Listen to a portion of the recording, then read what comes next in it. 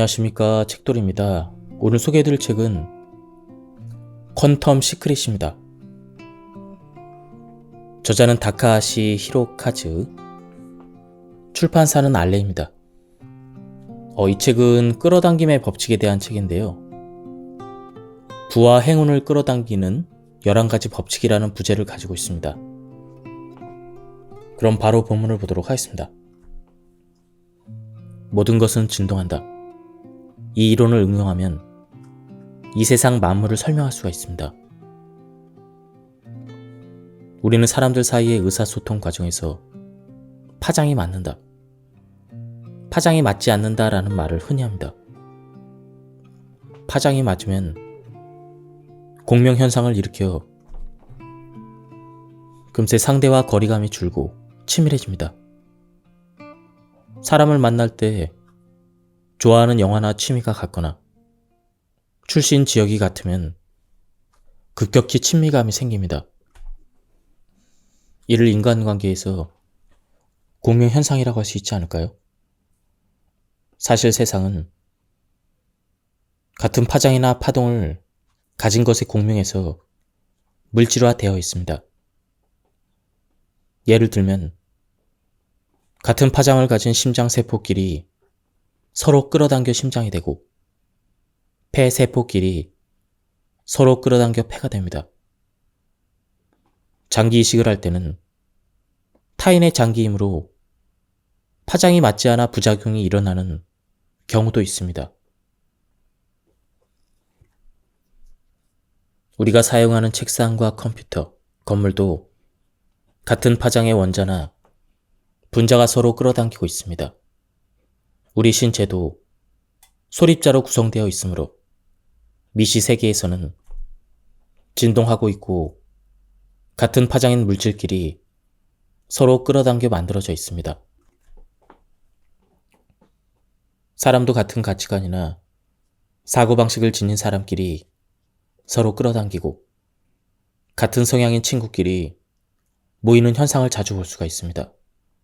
즉, 이 세상은 다양한 물질이 같은 파장이나 진동수로 공명하고 서로 끌어당겨 현실화되었다고 할 수 있습니다. 끌어당김 법칙이나 파동의 법칙이 바로 이 같은 원리입니다. 끌어당김의 법칙이란 플러스 파동은 플러스 현상을 끌어당기고 마이너스의 파동은 마이너스 현상을 끌어당긴다는 법칙입니다. 즉, 우리가 발산하는 주파수나 파동에 공명에서 현실이 따라옵니다. 우리가 매일 즐겁고 행복하게 지내면 만사가 원활히 진행될 것이라는 상상은 쉽게 할 수 있습니다. 우연히 좋은 인연을 끌어당기거나 우연히 좋은 일이 일어나는 경험은 다들 있을 것입니다.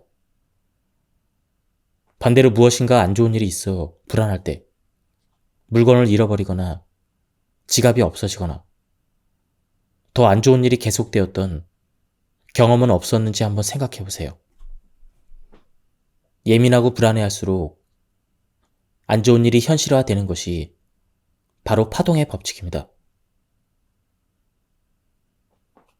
그러면 현실 세계를 바꾸려면 어떻게 하면 좋을까요? 바로 의식의 채널을 바꾸면 됩니다.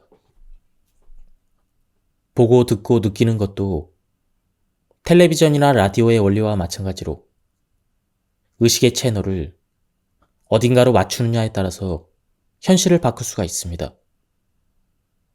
현실 세계에서도 의식의 채널이나 감정의 주파수를 목적에 맞추면 그 의식의 에너지나 감정의 에너지와 공명해서 같은 현상을 끌어당기기 때문입니다.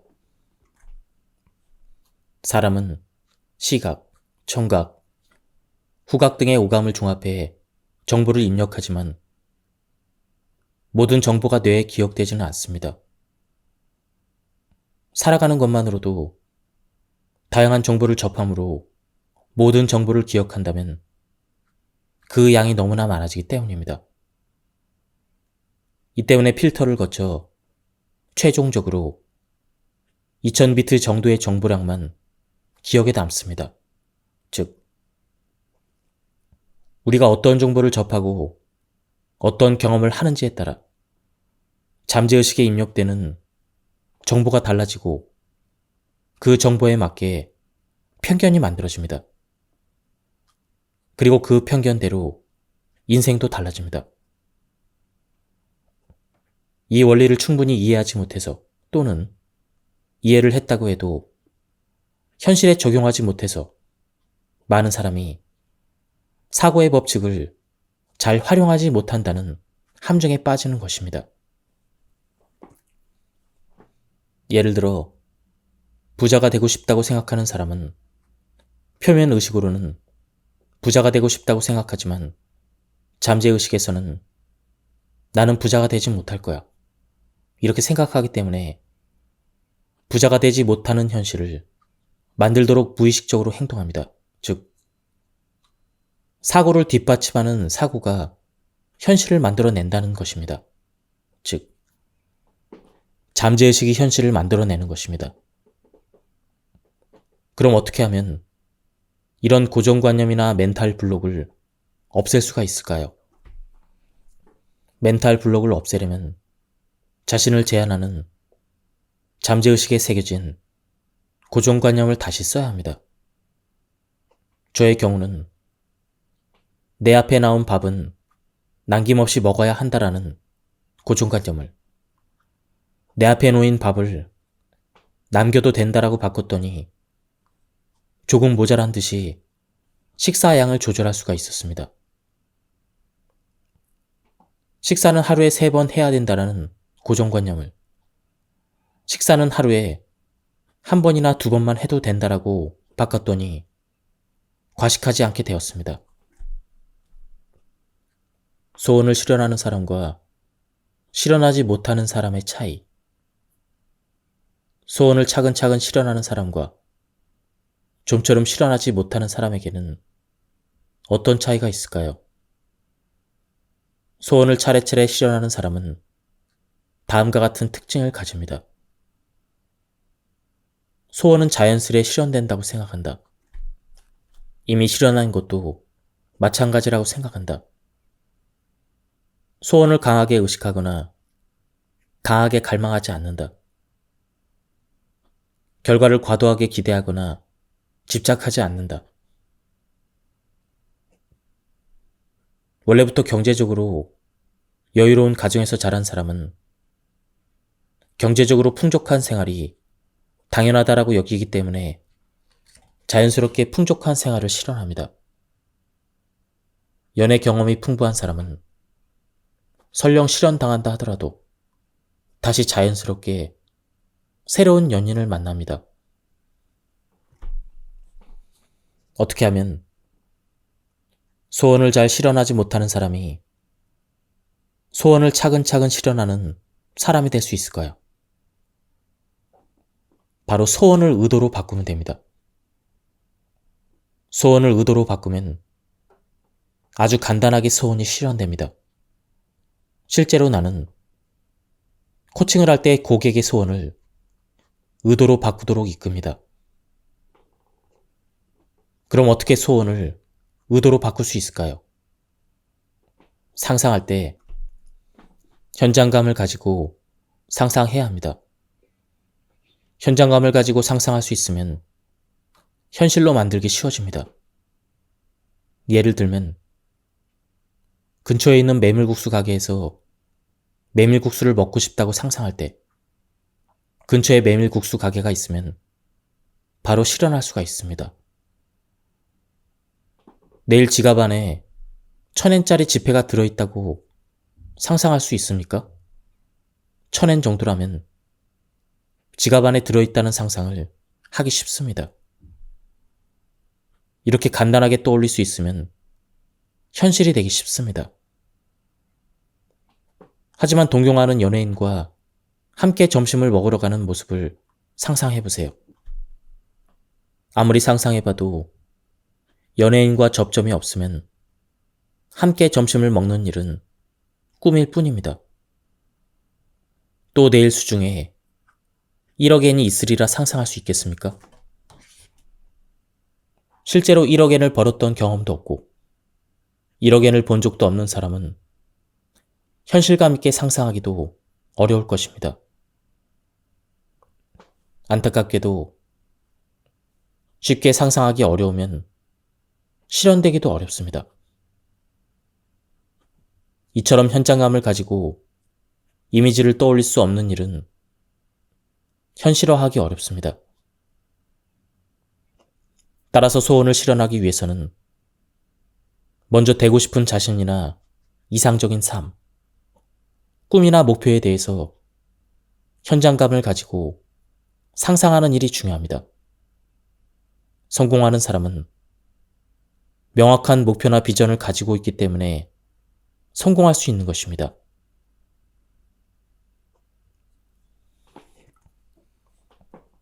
상상과 현실화를 과학의 시점에서 생각하면 어떤 관계성을 설명할 수 있을까요? 상상은 에너지이므로 현장감을 가지고 이상적인 상태를 떠올리면 신체를 구성하는 소립자의 상태가 변하고 에너지의 상태도 바뀝니다.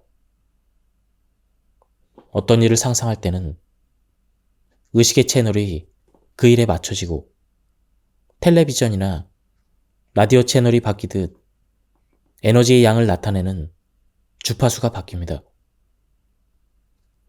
이때 더 현장감을 가지고 상상하면 주파수가 높아지고 에너지와 주파수의 관계식에서 상상에 따른 에너지 양이 더 커집니다. 그냥 왠지 부자가 되고 싶은데 정도의 이미지인 경우는 애매한 주파수를 발산합니다. 애매한 주파수는 애매한 현실을 끌어당기기 때문에 구체적으로 어느 정도의 부자가 될지 알기 어렵습니다. 여행사에 가서 어딘가 멋진 장소에 가고 싶어요 라고 애매하게 말한다면 여행사는 어디로 가고 싶은지 정확한 이미지를 떠올리지 못해 하와이, 뉴욕, 이탈리아 어디로 안내해야 할지 모르는 상황과 마찬가지입니다. 반면에 생생하게 떠올려 상상하면 에너지의 밀도가 높아지고 물질화하기가 더 쉬워집니다. 이것은 아인슈타인의 상대성 원리에서도 알 수 있듯 에너지는 물질과 등가로 교환할 수 있기 때문입니다. 예를 들면 온난한 기후에 해변이 가깝고 가족이 함께 즐길 만한 리조트에 가고 싶다라는 현실감 있는 이미지를 떠올리면 여행사도 하와이, 발리섬, 몰디브와 같은 이미지를 바로 떠올릴 수 있어 구체적인 관광지를 안내하기가 쉬워집니다. 정리해보면 다음과 같이 설명할 수가 있습니다. 상상은 보이지 않는 세계이며 주파수로 표현할 수가 있다. 현장감이 느껴지게 상상하면 주파수가 높아져 에너지 밀도가 커진다. 에너지 밀도가 커지면 에너지와 물질의 관계식에 따라 물질화가 쉬워진다. 즉, 마음속에서 그린 이미지나 비전이 명확해지고 에너지 양이 클수록 현실 세계에 강하게 영향을 줍니다. 아인슈타인도 말했습니다. 우리가 물질이라고 부르는 것은 에너지이며 그 진동은 감각으로 인식할 수 없을 만큼 주파수가 낮다. 물질이라는 것은 사실 존재하지 않는다. 양자역학적인 소원 실현의 원리를 토대로 생각해 보면 파동 상태인 눈에 보이지 않는 이미지를 입자로 변환하면 현실화됩니다. 이것은 이미지나 사고를 가시화에 관측되는 상태로 만들면 된다는 말입니다. 즉, 이미지나 생각을 언어화하면 타인으로부터 관찰되기 좋은 상태가 되고 그에 따라 현실화되기 쉬워집니다. 언어화에는 두 가지 방법이 있습니다. 첫째는 문장으로 쓰기이고 둘째는 말로 표현하기입니다. 왜 꿈이나 목표를 종이에 쓰면 이루어질까? 성공한 사람들이 실천하는 습관에는 어떤 것이 있을까요? 바로 종이에 꿈이나 목표를 쓰는 것입니다. 저도 예전에 어떤 강연회에서 종이에 꿈을 쓰면 이루어진다라고 배웠습니다. 실제로 종이에 꿈과 목표를 101개를 썼더니 그 중에서 80%가 넘게 정말 이루어졌습니다. 프롤로그에도 썼지만 이런 내용이었습니다. 한 달 만에 이상형인 여자친구가 생기고 행복한 결혼 생활을 하게 되었다. 돈이 없었는데 전철역에 연결된 타워 맨션에 살게 되었다. 책을 출판하고 베스트셀러까지 되었다. 왜 종이에 꿈을 쓰면 이루어질까요? 그 이유는 종이에 쓰는 행동을 통해 막연했던 이상의 이미지가 명확해지면서 꿈이 파동에서 입자로 바뀌고 의식의 채널이 꿈이나 목표에 맞춰지기 때문입니다. 말에는 에너지가 있고 그 에너지의 주파수에 맞게 잠재의식에 그 말이 입력됩니다. 끌어당김의 법칙에 따라 같은 파장을 가진 것은 서로 끌어당김으로 소원이 달성되는 것입니다. 심리학적으로는 쓰는 행위로 잠재의식의 꿈과 목표가 입력돼 필요한 정보를 찾는 행동을 하기 때문이라고도 생각할 수가 있습니다. 이때 중요한 점은 원하는 바를 명확하게 언어화하는 것입니다. 꿈과 목표를 쓰는 꿈 목록을 만들 때 기억해야 될 점이 8가지가 있습니다. 1. 꿈과 목표는 가능한 한 명확하게 쓴다. 꿈과 목표를 종이에 쓸 때는 자신이 원하는 것을 명확하게 씁니다. 어중간하게 쓰면 원하는 것이 이루어져도 터무니없는 방법으로 이루어질 수가 있습니다. 예를 들면 어떤 사람은 꿈 목록에 30만 엔을 갖고 싶다라고 썼습니다. 그랬더니 정말로 30만 엔이 수중에 생겼는데 어이없게도 교통사고를 당해 입원했고 자동차 보험금이 지급된 것이었습니다. 어떤 수단을 통해서 얻고 싶은지를 명확하게 표현하지 않으면 이런 경우도 발생할 수 있으니 가능한 한 명확하게 쓰도록 합시다. 꿈 목록을 쓸 때는 주어를 명확하게 쓴다. 다음은 주어를 명확하게 써야 합니다. 어떤 사람은 꿈 목록에 책을 3개월 이내에 출판했다 라고 썼습니다. 그러자 정말로 3개월 만에 꿈이 이루어졌는데 본인이 아닌 친구의 꿈이었습니다. 꿈 목록에 주어를 쓰지 않았기 때문에 다른 사람의 꿈이 이루어진 것입니다. 3.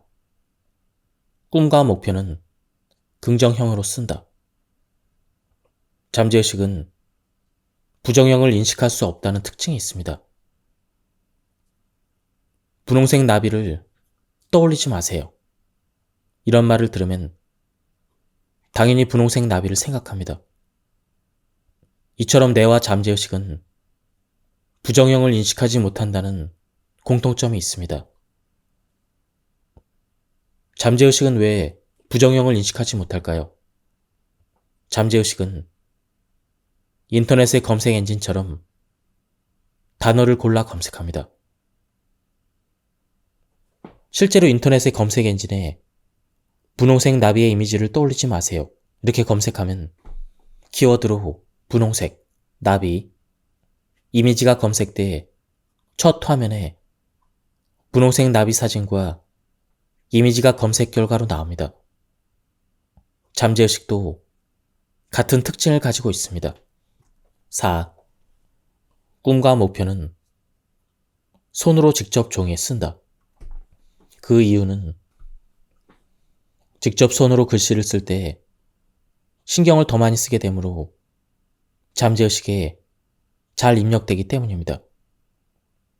꿈과 목표는 가능한 한 손으로 직접 쓰세요. 5. 꿈과 목표는 완료형으로 쓴다. 꿈이나 목표를 종이에 쓸 때는 어미를 뭐뭐 하고 싶다라고 쓰면 뭐뭐 하고 싶다라는 주파수를 발산하기 때문에 시간이 지나도 꿈을 이룰 수가 없습니다. 뭐뭐를 하고 싶다라는 어미는 아직 꿈이 달성되지 않았다라는 그 상태를 잠재의식에 인식시키기 때문입니다. 결혼하고 싶다라고 말하면 결혼하고 싶은 상태를 불러오기 때문에 아무리 시간이 지나도 결혼할 수가 없다는 말입니다.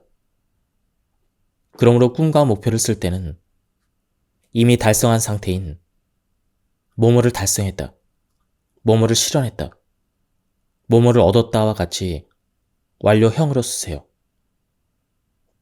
이미 달성한 상태를 쓰면 그 말의 에너지 주파수가 바뀌기 때문입니다. 달성한 상태를 쓰면 그 주파수와 공명에 정말 꿈이 실현된 상태를 불러옵니다. 6.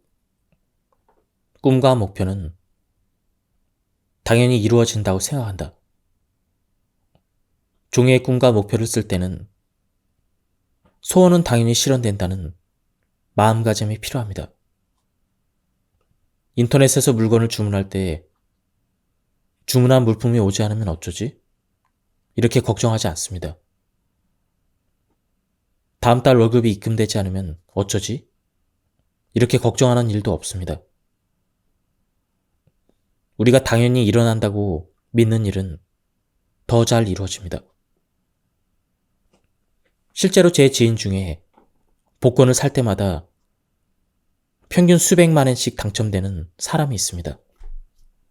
그 사람에게 어떻게 그렇게 복권이 잘 당첨되죠? 라고 물었더니 글쎄, 복권을 사면 당첨되는 거 아닌가요? 이렇게 너무 당연한 듯 대답했습니다.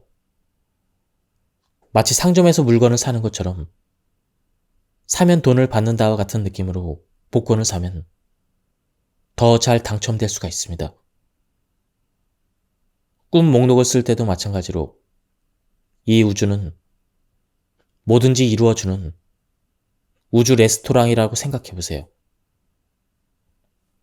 인터넷 쇼핑에서 물건을 주문할 때와 마찬가지로 당연히 이루어진다고 생각하고 끝까지 믿고 꿈 목록에서 주문하는 것이 꿈을 이루는 비결입니다. 7. 꿈 목록에는 기한을 명확하게 쓴다. 만약 여름방학 숙제 제출 기한이 없다면 숙제를 할까요? 회사에도 마감이 없다면 일을 할까요? 아마 바로 시작하지 않는 사람이 대부분일 것입니다. 사람은 기한이 없으면 움직이지 않습니다. 마찬가지로 꿈 목록을 쓸 때는 가능한 한 명확하게 기한을 쓰세요. 예를 들어 아래와 같은 방식으로 써보세요. 2024년 1월까지 이상적인 연인을 끌어당겨 결혼했다. 2025년 4월까지 사업에 성공해서 매상 3천만 원을 달성했다. 8. 정해둔 기한까지 실현되지 않으면 더 좋은 일이 일어날 것이라고 믿는다.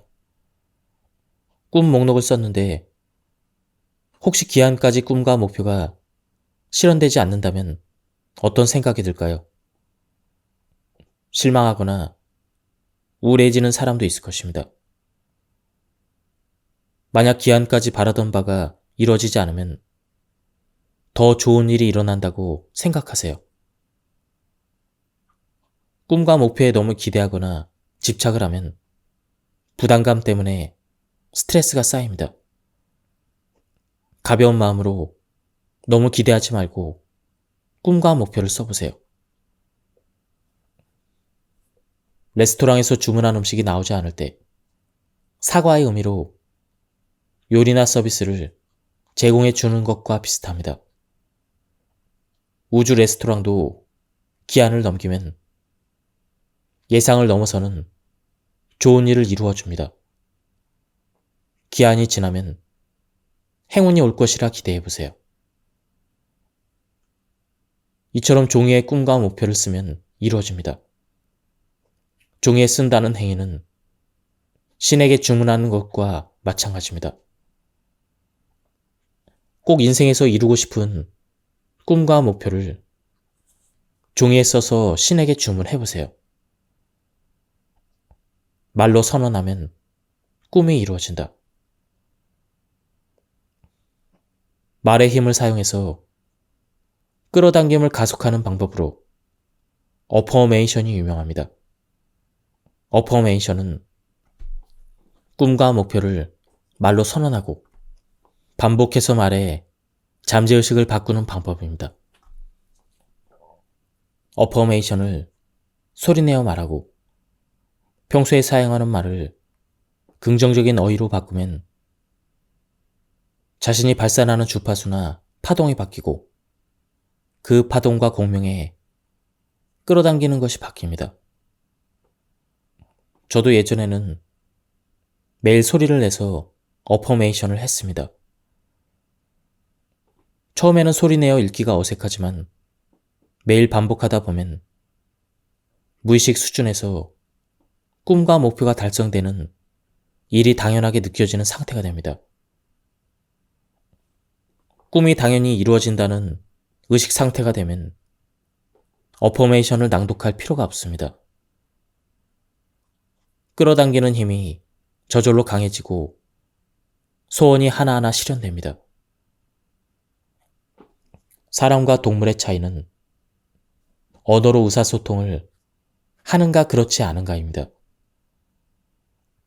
말의 힘을 사용해서 인간은 새로운 것을 발명하고 지식을 공유하고 과학기술을 발전시킵니다. 다른 동물은 새로운 물건을 발명하거나 창조할 수 없습니다. 인간은 말의 힘이 있기에 무에서 유를 만들어내는 힘, 물건을 구체화하는 힘을 가집니다. 신약성서 요한복음에서도 태초의 말씀이 계시니라 라는 구절이 있습니다. 말 그대로 언어에는 무언가를 만들어내는 힘이 있습니다. 차근차근 꿈을 이루는 사람은 어떤 사람일까요? 평소의 생각과 행동이 항상 일치합니다. 스스로 하겠다고 선언한 일은 확실하게 실행합니다. 말 그대로 유언 실행입니다. 짧은 시간에 빠른 속도로 꿈을 이루는 방법은 바로 사고, 언어, 행동을 항상 일치시키는 것입니다. 이렇게 차근차근 꿈을 이루는 사람과 꿈을 잘 이루지 못하는 사람의 차이를 전구의 빛과 레이저 광선의 예로 설명해 보겠습니다. 전구의 빛은 다음과 같은 특징을 지닙니다. 여러 방향으로 빛을 보낸다. 다양한 빛의 파장이 섞여 있어 제각각이다.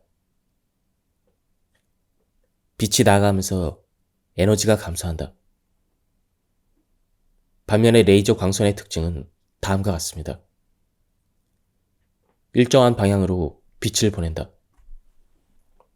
파장이 일정하다. 주기가 일정하다. 에너지의 집중도가 높다. 전구의 빛의 파장이 제각각이지만 빛의 파장과 위상이 같아지면 빛은 한 점을 집중하게 돼서 레이저 광선을 쓸 수가 있습니다. 이렇게 해서 레이저 광선은 단단한 금속도 잘라냅니다. 인생의 생각처럼 풀리지 않는 사람은 이것저것에 손을 대서 에너지가 분산되기 때문입니다. 한번 시작한 일에 집중하지 않고 다른 일에 손을 대거나 여러 가지 일을 동시에 해결하려고 하면 전구처럼 파장이 분산돼서 일이 생각하는 방향으로 진행되지 않습니다. 반대로 자신이 진심으로 하고 싶은 일에만 집중하면 레이저 광선처럼 단기간에 가장 빠른 속도로 소원을 실현시킬 수가 있습니다. 예를 들면 올림픽 선수는 올림픽 금메달을 따기 위해 매일 열심히 훈련해 경기에서 실력을 발휘하고 꿈이나 목표를 이뤄갑니다. 이성과 사귈 때도 여러 사람과 동시에 사귀면 에너지가 분산돼서 결혼까지 이룰 수가 없습니다.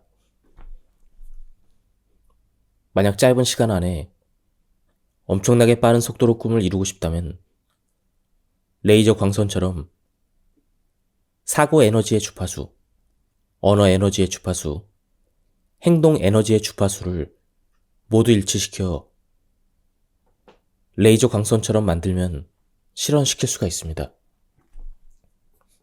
그렇다면 에너지 수준을 올리기 위해서는 어떻게 해야 할까요? 무슨 일이든 한 점의 생각을 모으고 집중해야 합니다. 이렇게 한 가지에 집중하는 상태를 심리학에서는 몰입 상태라고 합니다.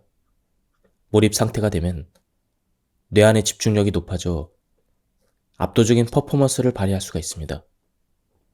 몰입이라는 말은 헝가리인 미국의 심리학자 미하이 칙센트미하이가 제창한 몰입 이론에서 나왔습니다. 몰입은 시간을 잊을 정도로 완전히 집중해서 대상에 빠져드는 정신적인 상태를 뜻합니다. 몰입 상태에 들어가는 법. 그러면 어떻게 해야 몰입 상태에 들어갈 수 있을까요? 이제 몰입 상태를 만드는 핵심을 설명하겠습니다. 첫째, 중립적인 사고를 유지한다. 몰입 상태일 때는 매우 편안하고 오감이 예민해져 있습니다. 무엇인가에 생각을 뺏기거나 이것저것 고민하면 몰입 상태가 되지 않습니다. 세상에는 긍정적인 사고가 중요하다고 보는 사람들도 있지만 실제로 긍정적인 사고가 지나치면 오히려 부정적인 영향을 주기도 합니다. 가장 에너지가 높고 몰입 상태가 되기 좋은 때는 긍정적 사고도 아닌 부정적 사고도 아닌 중립적 사고를 할 때입니다. 사고가 중립적이면 고정관념이나 상식에 얽매이지 않고 만사를 멀리서 조망하듯 내려다볼 수 있어 심리적으로 차분하고 안정된 상태가 됩니다. 이렇게 해야 한다, 저렇게 해야 한다 같은 고정관념에 사로잡혀 있지 않고 평온한 기분으로 지내는 것이 중요합니다. 둘째, 현재 가진 행복과 풍요로움의 의식을 모은다. 끌어당김의 법칙은 깨달음의 법칙입니다. 하루하루 주어진 일에 감사하고 지금 가진 행복에 초점을 맞추면 끌어당기는 힘이 강해집니다. 일상에서 일어나는 일들에서 얻은 깨달음이나 발견을 바로 메모하거나 의식을 모으면 잠재의식이 바뀌고 끌어당김의 힘이 강해집니다. 지금 가진 행복이나 감사할 만한 일에 집중을 해보세요. 셋째, 깨달은 것을 즉시 실천한다. 깨달은 것을 바로 다른 사람에게 알려주거나 즉시 실천하면 잠재의식이 바뀝니다. 청소해야겠다는 생각이 들면 바로 청소하고, 누군가에게 전화를 걸어야겠다는 생각이 들면 바로 전화를 하는 것처럼 떠오른 것을 즉시 행동으로 옮기면 잠재의식이 명확해집니다. 깨달은 것을 즉시 실천하지 않으면 잠재의식에 먼지가 쌓여 생각한 일이 현실화되기 어렵습니다. 생각이 나면 바로 행동으로 옮겨야 그 일에 집중하고 몰입 상태에 들어가기 쉬워집니다. 깨달은 것을 바로 실천하기 위한 마법의 주문을 알려드리겠습니다. 지금 바로 행동하라. 이 말을 여러 번 입속에서 되뇌면 행동력이 강해지므로 꼭 소리내서 말해보세요. 넷째, 목표를 명확하게 정하고 한 가지에 집중한다. 이뤄야 될 목표나 주제를 한 가지 정해서 집중합니다. 여기저기 손대지 말고 한 가지 일에 집중하면 몰입 상태가 되기 좋습니다. 돋보기의 햇빛을 모으고 그 빛의 초점을 종이의 한 지점에 맞추면 에너지가 집중돼서 종이를 태울 수가 있습니다. 그러나 초점이 흔들리면 에너지가 집중되지 않아 종이를 태울 수가 없습니다. 마찬가지로 하나의 목표를 정하고 한 점에 집중하면 더 빨리 큰 결과를 얻을 수가 있습니다. 다섯째, 집중할 수 있는 환경을 만든다. 집중할 수 있는 환경을 갖추는 일은 매우 중요합니다. 주변에 물건이 많이 있거나 유혹하는 물건이 놓여 있으면 어떤 일에 집중할 수 없습니다. 저 역시 집에서 책을 쓰려고 해도 쉽사리 글이 넘어가지 않을 때가 있었습니다. 집에는 소파나 텔레비전이 있어서 저도 모르게 뒹굴뒹굴 하거나 텔레비전을 보게 됩니다. 그래서 집중할 수 있는 환경을 만들기 위해 사무실을 임대했고, 몰입 상태에 들어간 지 2개월 만에 책을 완성할 수가 있었습니다. 집중할 수 있는 환경을 만드는 일은 무엇보다도 중요합니다. 간디는 이렇게 말했습니다. 당신의 생각, 말, 행동, 즉 이 세 가지가 조화를 이룰 때 비로소 행복은 당신의 것이다. 이렇게 사고, 언어, 행동의 벡터와 파장을 모아 몰입 상태가 되면 차례차례 소원이 실현될 것입니다. 지금까지 이 책에 대한 리뷰를 모두 마쳤습니다. 이 책은 가독성이 굉장히 좋았고요. 저자의 직접적인 경험이 나와 있어서 좋았습니다. 한번 책을 구해서 읽어보실 것을 추천합니다. 여기서 리뷰를 마치도록 하겠습니다. 감사합니다. 안녕하십니까, 책돌이입니다. 오늘 소개해드릴 책은 퀀텀 시크릿입니다. 저자는 다카하시 히로카즈, 출판사는 알레입니다. 이 책은 끌어당김의 법칙에 대한 책인데요. 부와 행운을 끌어당기는 11가지 법칙이라는 부제를 가지고 있습니다. 그럼 바로 본문을 보도록 하겠습니다. 모든 것은 진동한다. 이 이론을 응용하면 이 세상 만물을 설명할 수가 있습니다. 우리는 사람들 사이의 의사소통 과정에서 파장이 맞는다, 파장이 맞지 않는다라는 말을 흔히 합니다. 파장이 맞으면 공명현상을 일으켜 금세 상대와 거리감이 줄고 치밀해집니다. 사람을 만날 때 좋아하는 영화나 취미가 같거나 출신 지역이 같으면 급격히 친밀감이 생깁니다. 이를 인간관계에서 공명현상이라고 할 수 있지 않을까요? 사실 세상은 같은 파장이나 파동을 가진 것의 공명에서 물질화되어 있습니다. 예를 들면 같은 파장을 가진 심장세포끼리 서로 끌어당겨 심장이 되고 폐세포끼리 서로 끌어당겨 폐가 됩니다. 장기 이식을 할 때는 타인의 장기 힘으로 파장이 맞지 않아 부작용이 일어나는 경우도 있습니다. 우리가 사용하는 책상과 컴퓨터, 건물도 같은 파장의 원자나 분자가 서로 끌어당기고 있습니다.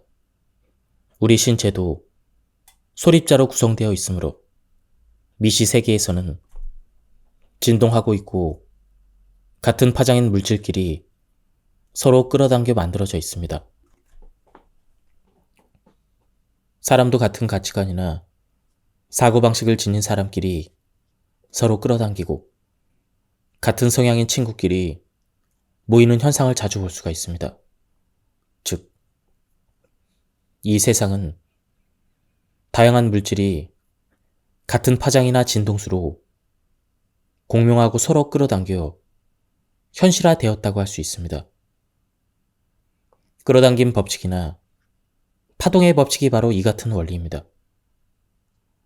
끌어당김의 법칙이란 플러스 파동은 플러스 현상을 끌어당기고 마이너스의 파동은 마이너스 현상을 끌어당긴다는 법칙입니다. 즉, 우리가 발산하는 주파수나 파동에 공명에서 현실이 따라옵니다. 우리가 매일 즐겁고 행복하게 지내면 만사가 원활히 진행될 것이라는 상상은 쉽게 할 수 있습니다. 우연히 좋은 인연을 끌어당기거나 우연히 좋은 일이 일어나는 경험은 다들 있을 것입니다. 반대로 무엇인가 안 좋은 일이 있어 불안할 때, 물건을 잃어버리거나 지갑이 없어지거나 더 안 좋은 일이 계속되었던 경험은 없었는지 한번 생각해 보세요. 예민하고 불안해할수록 안 좋은 일이 현실화되는 것이 바로 파동의 법칙입니다. 그러면 현실 세계를 바꾸려면 어떻게 하면 좋을까요? 바로 의식의 채널을 바꾸면 됩니다. 보고 듣고 느끼는 것도 텔레비전이나 라디오의 원리와 마찬가지로 의식의 채널을 어딘가로 맞추느냐에 따라서 현실을 바꿀 수가 있습니다.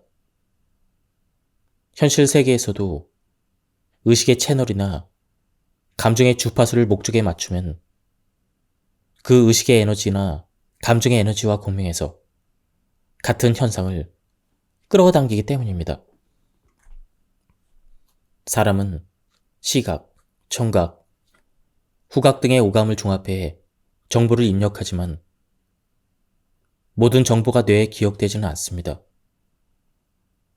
살아가는 것만으로도 다양한 정보를 접함으로 모든 정보를 기억한다면 그 양이 너무나 많아지기 때문입니다.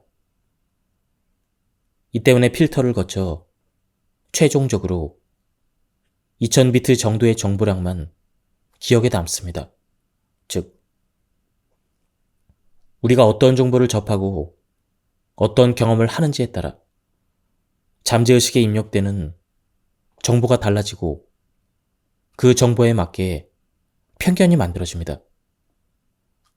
그리고 그 편견대로 인생도 달라집니다. 이 원리를 충분히 이해하지 못해서 또는 이해를 했다고 해도 현실에 적용하지 못해서 많은 사람이 사고의 법칙을 잘 활용하지 못한다는 함정에 빠지는 것입니다.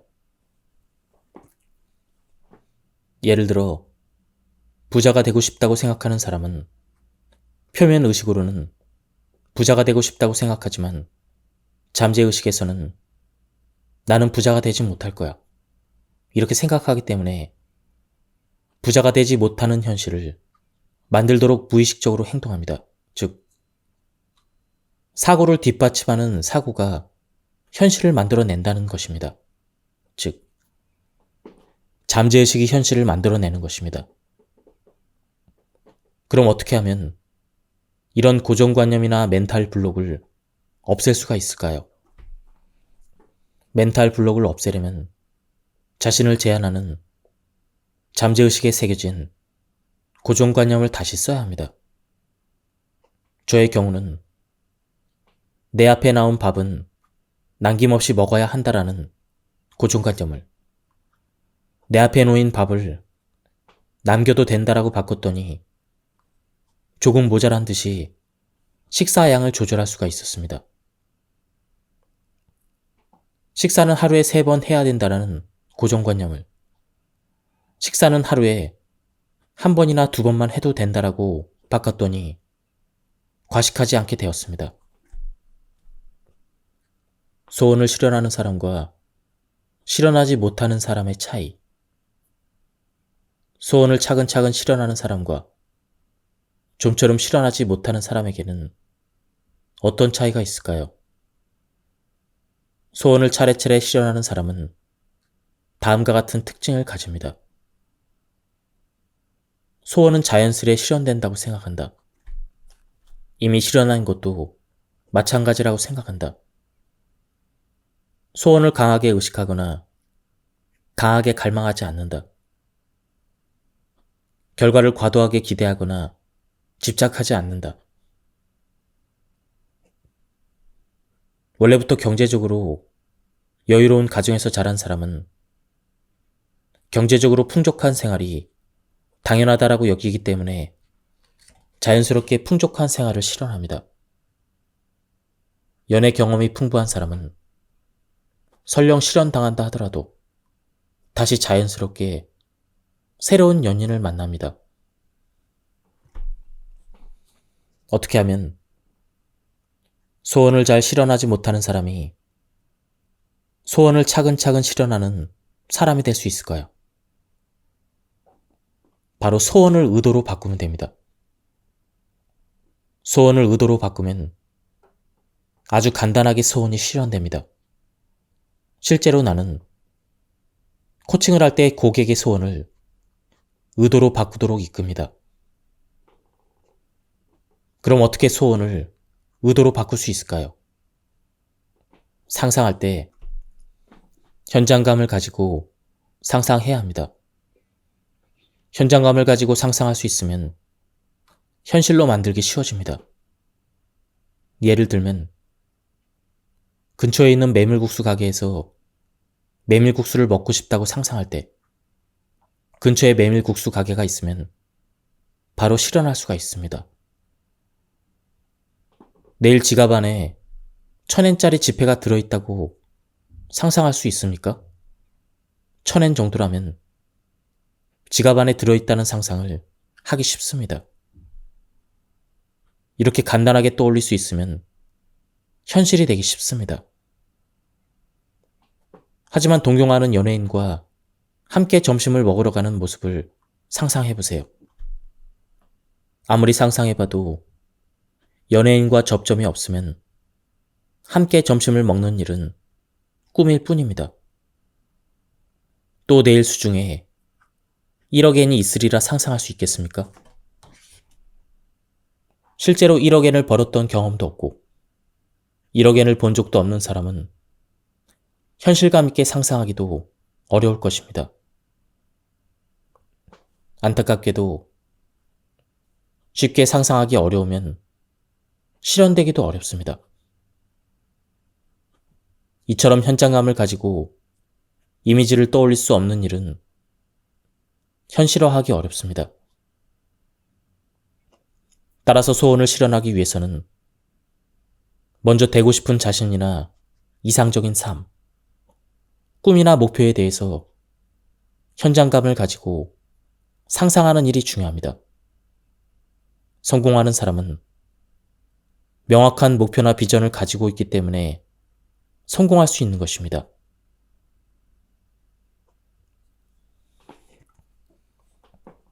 상상과 현실화를 과학의 시점에서 생각하면 어떤 관계성을 설명할 수 있을까요? 상상은 에너지이므로 현장감을 가지고 이상적인 상태를 떠올리면 신체를 구성하는 소립자의 상태가 변하고 에너지의 상태도 바뀝니다. 어떤 일을 상상할 때는 의식의 채널이 그 일에 맞춰지고 텔레비전이나 라디오 채널이 바뀌듯 에너지의 양을 나타내는 주파수가 바뀝니다. 이때도 현장감을 가지고 상상하면 주파수가 높아지고 에너지와 주파수의 관계식에서 상상에 따른 에너지 양이 더 커집니다. 그냥 왠지 부자가 되고 싶은데 정도의 이미지인 경우는 애매한 주파수를 발산합니다. 애매한 주파수는 애매한 현실을 끌어당기기 때문에 구체적으로 어느 정도의 부자가 될지 알기 어렵습니다.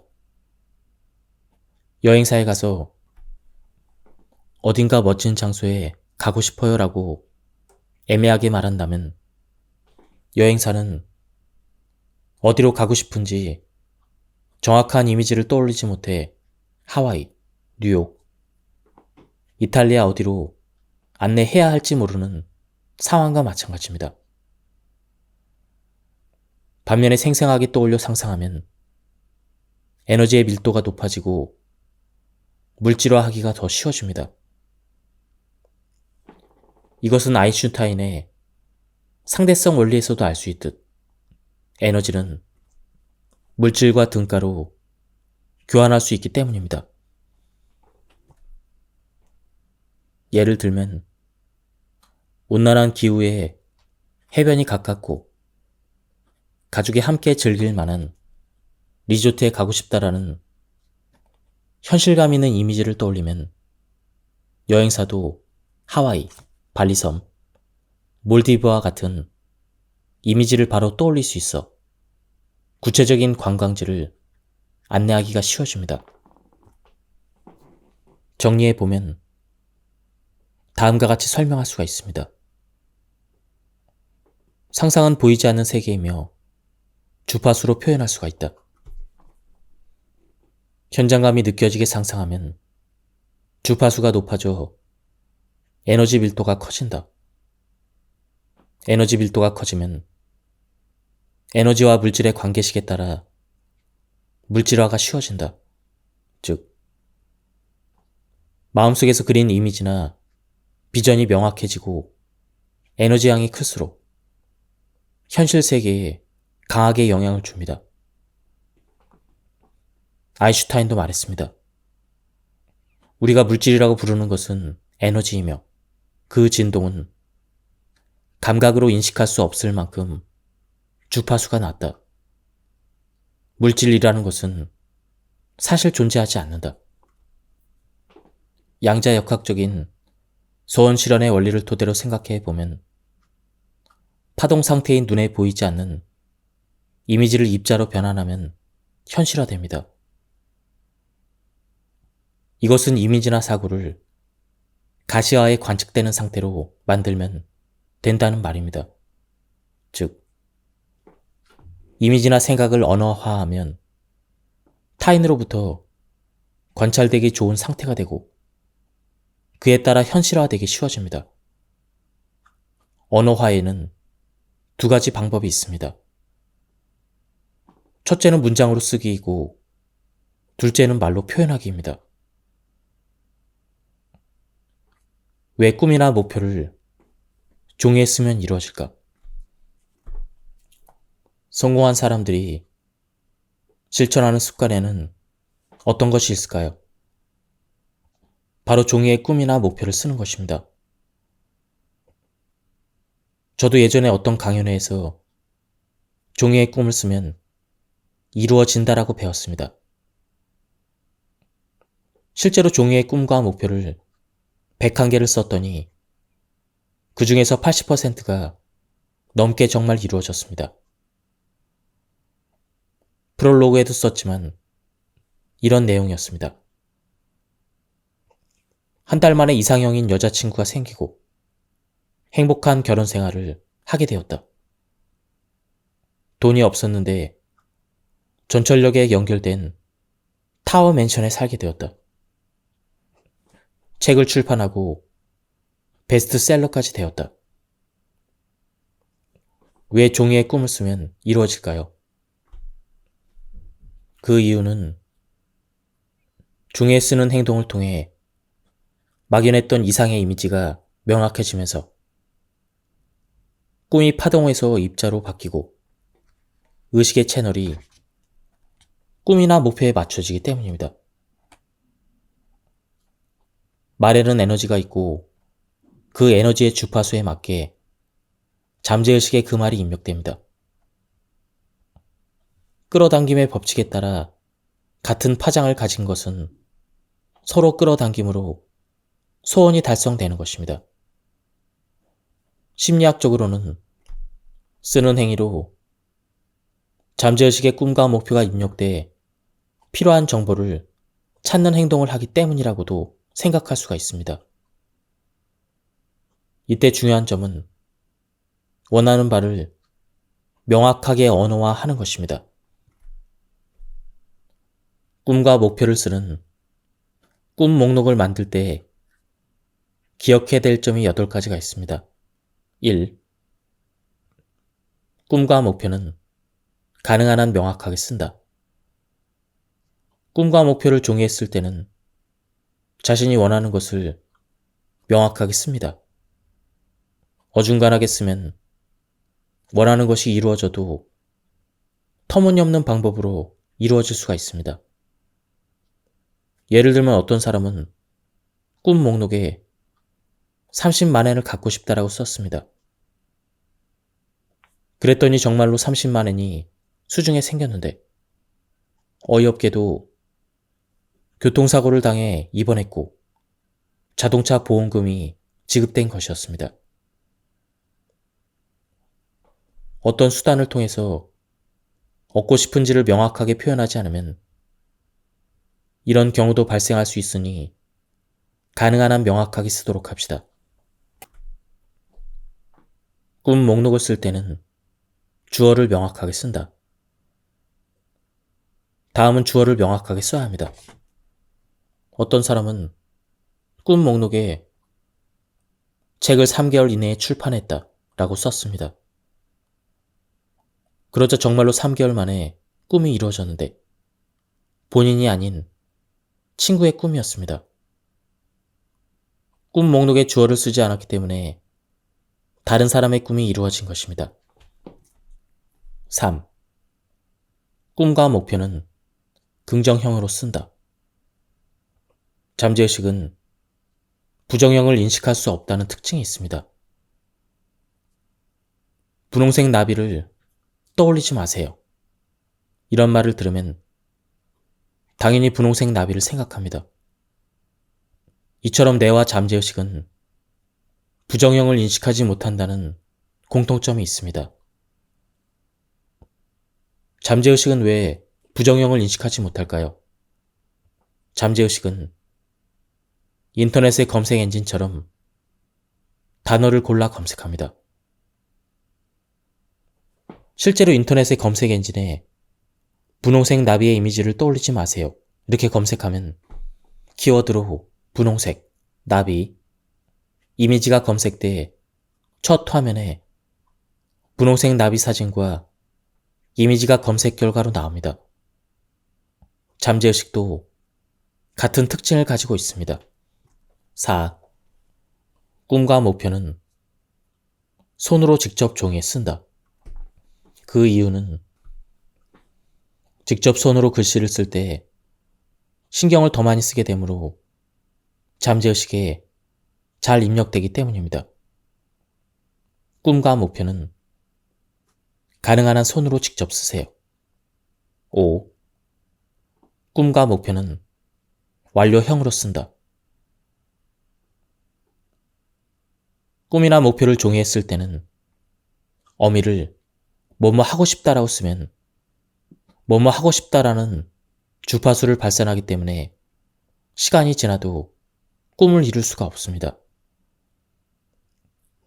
뭐뭐를 하고 싶다라는 어미는 아직 꿈이 달성되지 않았다라는 그 상태를 잠재의식에 인식시키기 때문입니다. 결혼하고 싶다라고 말하면 결혼하고 싶은 상태를 불러오기 때문에 아무리 시간이 지나도 결혼할 수가 없다는 말입니다. 그러므로 꿈과 목표를 쓸 때는 이미 달성한 상태인 뭐뭐를 달성했다, 뭐뭐를 실현했다, 뭐뭐를 얻었다와 같이 완료형으로 쓰세요. 이미 달성한 상태를 쓰면 그 말의 에너지 주파수가 바뀌기 때문입니다. 달성한 상태를 쓰면 그 주파수와 공명에 정말 꿈이 실현된 상태를 불러옵니다. 6. 꿈과 목표는 당연히 이루어진다고 생각한다. 종이의 꿈과 목표를 쓸 때는 소원은 당연히 실현된다는 마음가짐이 필요합니다. 인터넷에서 물건을 주문할 때 주문한 물품이 오지 않으면 어쩌지? 이렇게 걱정하지 않습니다. 다음 달 월급이 입금되지 않으면 어쩌지? 이렇게 걱정하는 일도 없습니다. 우리가 당연히 일어난다고 믿는 일은 더 잘 이루어집니다. 실제로 제 지인 중에 복권을 살 때마다 평균 수백만 원씩 당첨되는 사람이 있습니다. 그 사람에게 어떻게 그렇게 복권이 잘 당첨되죠? 라고 물었더니 글쎄, 복권을 사면 당첨되는 거 아닌가요? 이렇게 너무 당연한 듯 대답했습니다. 마치 상점에서 물건을 사는 것처럼 사면 돈을 받는다와 같은 느낌으로 복권을 사면 더 잘 당첨될 수가 있습니다. 꿈 목록을 쓸 때도 마찬가지로 이 우주는 뭐든지 이루어주는 우주 레스토랑이라고 생각해 보세요. 인터넷 쇼핑에서 물건을 주문할 때와 마찬가지로 당연히 이루어진다고 생각하고 끝까지 믿고 꿈 목록에서 주문하는 것이 꿈을 이루는 비결입니다. 7. 꿈 목록에는 기한을 명확하게 쓴다. 만약 여름방학 숙제 제출 기한이 없다면 숙제를 할까요? 회사에도 마감이 없다면 일을 할까요? 아마 바로 시작하지 않는 사람이 대부분일 것입니다. 사람은 기한이 없으면 움직이지 않습니다.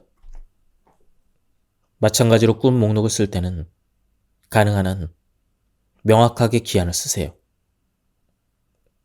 예를 들어 아래와 같은 방식으로 써보세요.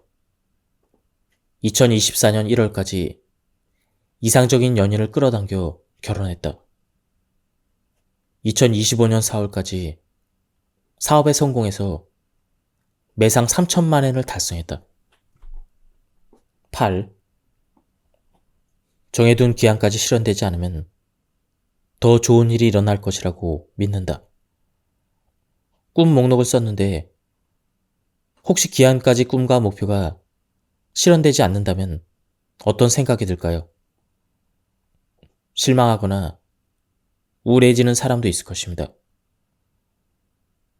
만약 기한까지 바라던 바가 이루어지지 않으면 더 좋은 일이 일어난다고 생각하세요.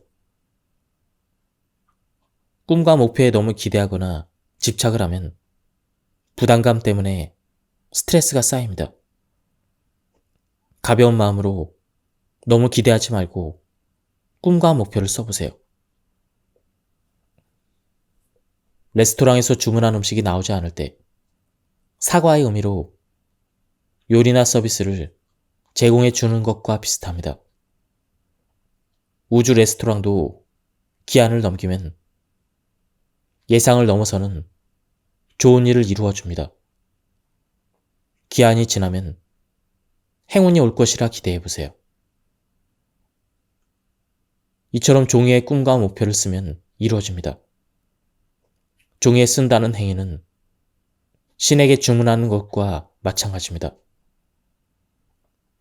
꼭 인생에서 이루고 싶은 꿈과 목표를 종이에 써서 신에게 주문해보세요. 말로 선언하면 꿈이 이루어진다. 말의 힘을 사용해서 끌어당김을 가속하는 방법으로 어퍼메이션이 유명합니다. 어퍼메이션은 꿈과 목표를 말로 선언하고 반복해서 말해 잠재의식을 바꾸는 방법입니다. 어퍼메이션을 소리내어 말하고 평소에 사용하는 말을 긍정적인 어휘로 바꾸면 자신이 발산하는 주파수나 파동이 바뀌고 그 파동과 공명에 끌어당기는 것이 바뀝니다. 저도 예전에는 매일 소리를 내서 어퍼메이션을 했습니다. 처음에는 소리내어 읽기가 어색하지만 매일 반복하다 보면 무의식 수준에서 꿈과 목표가 달성되는 일이 당연하게 느껴지는 상태가 됩니다. 꿈이 당연히 이루어진다는 의식 상태가 되면 어퍼메이션을 낭독할 필요가 없습니다. 끌어당기는 힘이 저절로 강해지고 소원이 하나하나 실현됩니다. 사람과 동물의 차이는 언어로 의사소통을 하는가 그렇지 않은가입니다. 말의 힘을 사용해서 인간은 새로운 것을 발명하고 지식을 공유하고 과학기술을 발전시킵니다. 다른 동물은 새로운 물건을 발명하거나 창조할 수 없습니다. 인간은 말의 힘이 있기에 무에서 유를 만들어내는 힘, 물건을 구체화하는 힘을 가집니다. 신약성서 요한복음에서도 태초에 말씀이 계시니라 라는 구절이 있습니다. 말 그대로 언어에는 무언가를 만들어내는 힘이 있습니다. 차근차근 꿈을 이루는 사람은 어떤 사람일까요? 평소의 생각과 행동이 항상 일치합니다. 스스로 하겠다고 선언한 일은 확실하게 실행합니다. 말 그대로 유언 실행입니다. 짧은 시간에 빠른 속도로 꿈을 이루는 방법은 바로 사고, 언어, 행동을 항상 일치시키는 것입니다. 이렇게 차근차근 꿈을 이루는 사람과 꿈을 잘 이루지 못하는 사람의 차이를 전구의 빛과 레이저 광선의 예로 설명해 보겠습니다. 전구의 빛은 다음과 같은 특징을 지닙니다. 여러 방향으로 빛을 보낸다. 다양한 빛의 파장이 섞여 있어 제각각이다. 빛이 나아가면서 에너지가 감소한다. 반면에 레이저 광선의 특징은 다음과 같습니다. 일정한 방향으로 빛을 보낸다. 파장이 일정하다. 주기가 일정하다. 에너지의 집중도가 높다. 전구의 빛의 파장이 제각각이지만 빛의 파장과 위상이 같아지면 빛은 한 점을 집중하게 돼서 레이저 광선을 쓸 수가 있습니다. 이렇게 해서 레이저 광선은 단단한 금속도 잘라냅니다. 인생이 생각처럼 풀리지 않는 사람은 이것저것에 손을 대서 에너지가 분산되기 때문입니다. 한번 시작한 일에 집중하지 않고 다른 일에 손을 대거나 여러 가지 일을 동시에 해결하려고 하면 전구처럼 파장이 분산돼서 일이 생각하는 방향으로 진행되지 않습니다. 반대로 자신이 진심으로 하고 싶은 일에만 집중하면 레이저 광선처럼 단기간에 가장 빠른 속도로 소원을 실현시킬 수가 있습니다. 예를 들면 올림픽 선수는 올림픽 금메달을 따기 위해 매일 열심히 훈련해 경기에서 실력을 발휘하고 꿈이나 목표를 이뤄갑니다. 이성과 사귈 때도 여러 사람과 동시에 사귀면 에너지가 분산돼서 결혼까지 이룰 수가 없습니다. 만약 짧은 시간 안에 엄청나게 빠른 속도로 꿈을 이루고 싶다면 레이저 광선처럼 사고 에너지의 주파수, 언어 에너지의 주파수, 행동 에너지의 주파수를 모두 일치시켜 레이저 광선처럼 만들면 실현시킬 수가 있습니다. 그렇다면 에너지 수준을 올리기 위해서는 어떻게 해야 할까요? 무슨 일이든 한 점에 생각을 모으고 집중해야 합니다. 이렇게 한 가지에 집중하는 상태를 심리학에서는 몰입 상태라고 합니다. 몰입 상태가 되면 뇌 안의 집중력이 높아져 압도적인 퍼포먼스를 발휘할 수가 있습니다. 몰입이라는 말은 헝가리인 미국의 심리학자 미하이 칙센트미하이가 제창한 몰입 이론에서 나왔습니다. 몰입은 시간을 잊을 정도로 완전히 집중해서 대상에 빠져드는 정신적인 상태를 뜻합니다. 몰입 상태에 들어가는 법. 그러면 어떻게 해야 몰입 상태에 들어갈 수 있을까요? 이제 몰입 상태를 만드는 핵심을 설명하겠습니다. 첫째, 중립적인 사고를 유지한다. 몰입 상태일 때는 매우 편안하고 오감이 예민해져 있습니다. 무엇인가에 생각을 뺏기거나 이것저것 고민하면 몰입 상태가 되지 않습니다. 세상에는 긍정적인 사고가 중요하다고 보는 사람들도 있지만 실제로 긍정적인 사고가 지나치면 오히려 부정적인 영향을 주기도 합니다. 가장 에너지가 높고 몰입 상태가 되기 좋은 때는 긍정적 사고도 아닌 부정적 사고도 아닌 중립적 사고를 할 때입니다. 사고가 중립적이면 고정관념이나 상식에 얽매이지 않고 만사를 멀리서 조망하듯 내려다볼 수 있어 심리적으로 차분하고 안정된 상태가 됩니다. 이렇게 해야 한다, 저렇게 해야 한다 같은 고정관념에 사로잡혀 있지 않고 평온한 기분으로 지내는 것이 중요합니다. 둘째, 현재 가진 행복과 풍요로움의 의식을 모은다. 끌어당김의 법칙은 깨달음의 법칙입니다. 하루하루 주어진 일에 감사하고 지금 가진 행복에 초점을 맞추면 끌어당기는 힘이 강해집니다. 일상에서 일어나는 일들에서 얻은 깨달음이나 발견을 바로 메모하거나 의식을 모으면 잠재의식이 바뀌고 끌어당김의 힘이 강해집니다. 지금 가진 행복이나 감사할 만한 일에 집중을 해보세요. 셋째, 깨달은 것을 즉시 실천한다. 깨달은 것을 바로 다른 사람에게 알려주거나 즉시 실천하면 잠재의식이 바뀝니다. 청소해야겠다는 생각이 들면 바로 청소하고 누군가에게 전화를 걸어야겠다는 생각이 들면 바로 전화를 하는 것처럼 떠오른 것을 즉시 행동으로 옮기면 잠재의식이 명확해집니다. 깨달은 것을 즉시 실천하지 않으면 잠재의식에 먼지가 쌓여 생각한 일이 현실화되기 어렵습니다.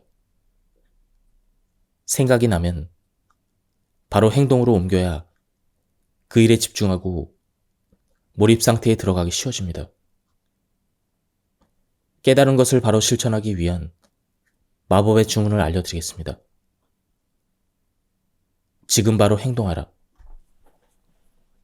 이 말을 여러 번 입속에서 되뇌면 행동력이 강해지므로 꼭 소리내서 말해보세요. 넷째, 목표를 명확하게 정하고 한 가지에 집중한다. 이뤄야 될 목표나 주제를 한 가지 정해서 집중합니다. 여기저기 손대지 말고 한 가지 일에 집중하면 몰입 상태가 되기 좋습니다. 돋보기의 햇빛을 모으고 그 빛의 초점을 종이의 한 지점에 맞추면 에너지가 집중돼서 종이를 태울 수가 있습니다. 그러나 초점이 흔들리면 에너지가 집중되지 않아 종이를 태울 수가 없습니다.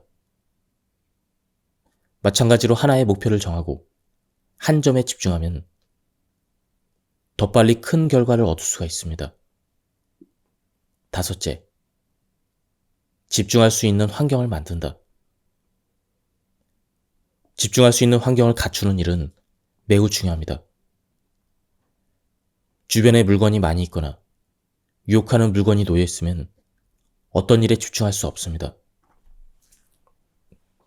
저 역시 집에서 책을 쓰려고 해도 쉽사리 글이 넘어가지 않을 때가 있었습니다.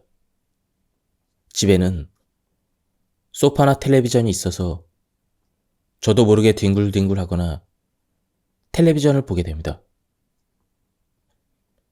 그래서 집중할 수 있는 환경을 만들기 위해 사무실을 임대했고 몰입 상태에 들어간 지 2개월 만에 책을 완성할 수가 있었습니다. 집중할 수 있는 환경을 만드는 일은 무엇보다도 중요합니다. 간디는 이렇게 말했습니다. 당신의 생각, 말, 행동, 즉 이 세 가지가 조화를 이룰 때 비로소 행복은 당신의 것이다. 이렇게 사고, 언어, 행동의 벡터와 파장을 모아 몰입 상태가 되면 차례차례 소원이 실현될 것입니다. 지금까지 이 책에 대한 리뷰를 모두 마쳤습니다. 이 책은 가독성이 굉장히 좋았고요. 저자의 직접적인 경험이 나와 있어서 좋았습니다. 한번 책을 구해서 읽어보실 것을 추천합니다. 여기서 리뷰를 마치도록 하겠습니다. 감사합니다.